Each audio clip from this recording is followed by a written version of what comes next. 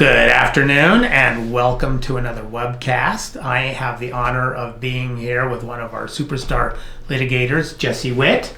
Hello.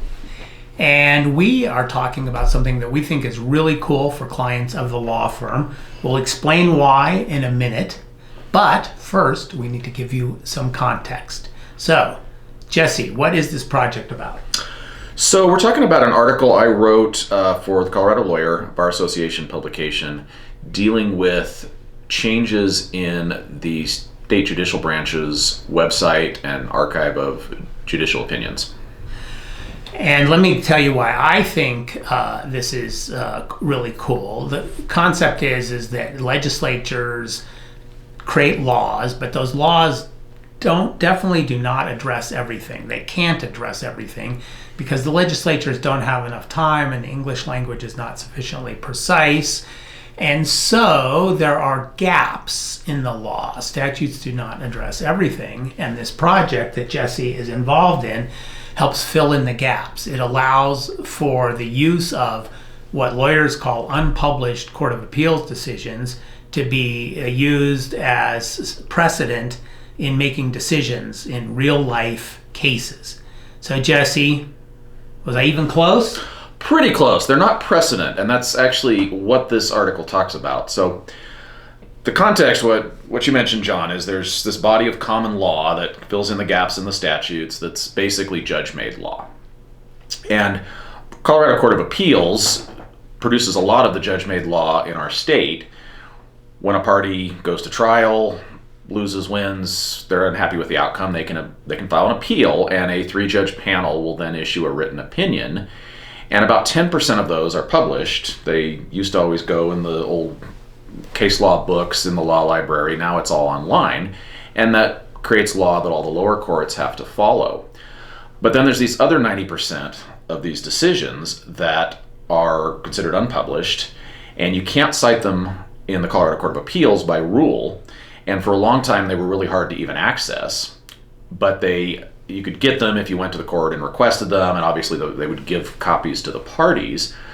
But it was kind of unclear what effect they had. They're not precedent, but sometimes people would file them to say to a trial court judge, you should do this because here's an unpublished opinion. It's not binding, but it's a similar fact pattern, and this is the result I want in my case. Now, what changed is that 2 years ago, they started putting all these opinions online.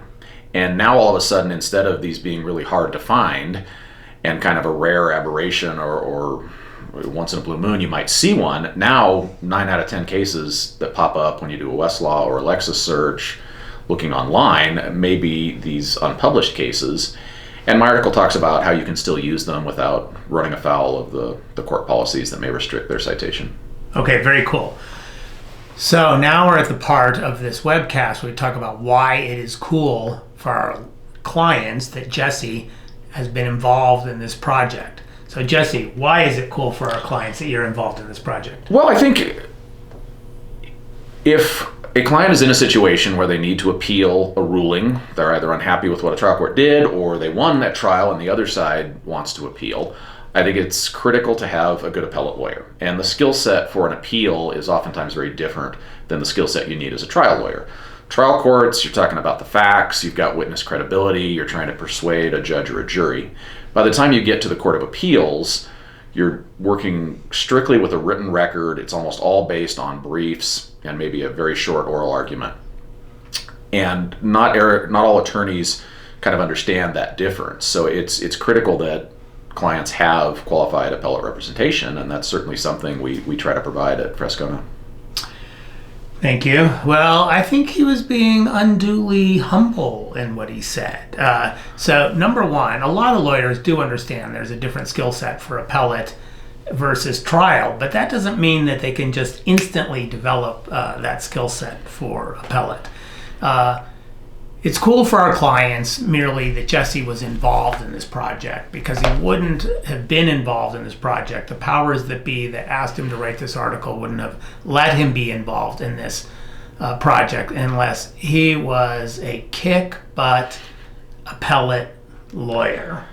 And so, it's a well-kept secret of the law firm but not anymore, not after this webcast. If you ever need help appealing a trial court decision, and especially if your trial court lawyer is looking for an appellate court lawyer, throw Jesse's hat in the ring.